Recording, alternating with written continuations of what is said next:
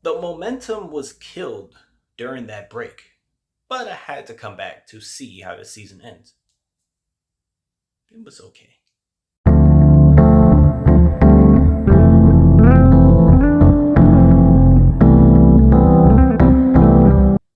Hello, welcome to Just My Thoughts. I'm my host Khaleel Ward. On this episode, I'll be talking about Invincible Season 2, Part 2. So essentially episodes 5 through 8. When they went on break, I was kind of upset because I really enjoyed episode 4 and I was like, okay, yeah, they about to come back with something crazy and kind of stumbles out of the gate. Mark has been gone for 2 months. He brings his brother back because, everybody on the planet is going to die because they age really fast. So he's like, okay, I'll take him. And his mom doesn't really have a problem. She's shocked by everything that she's told, but she looks after the kid and names him Oliver. And Oliver is a cool kid that grows pretty fast, but they like him. Anyway, Mark is trying to get adjusted back to being home.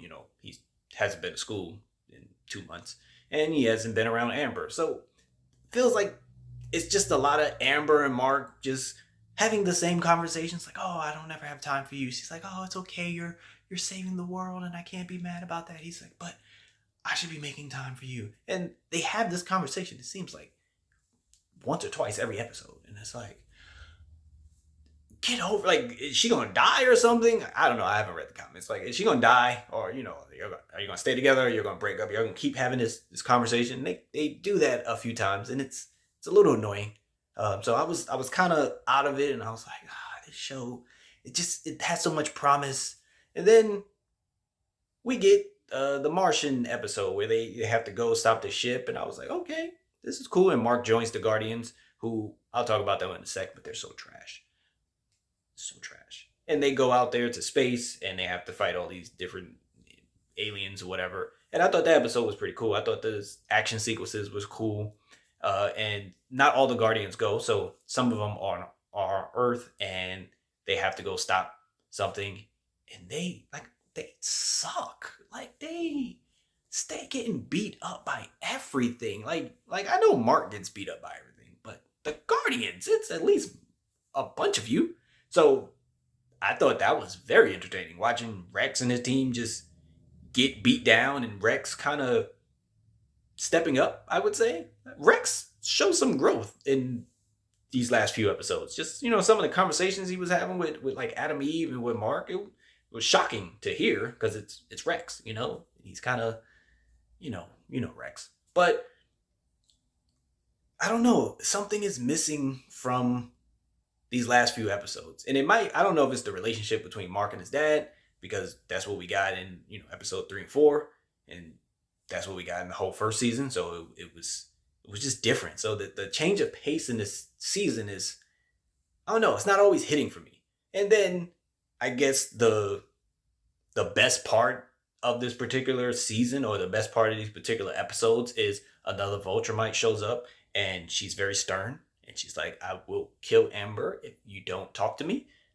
And he's like, okay. And they have a conversation. And she's just like trying to prepare Mark. Like, yo, prepare these humans for us to come take over. Simple, But they go and they fight something. And she's really cool. Like, that's all I can say. She was like really, really cool and stern. And of course, Mark wanted to fight her. And they like, yo, Mark, don't fight.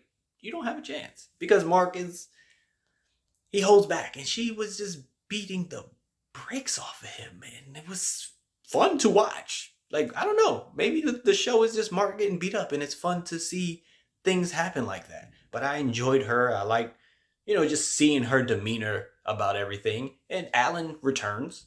Alan's really big now and bulked up, and very surprising to see considering what happened to him in the first few episodes. So it was good to see Alan. He's a cool character.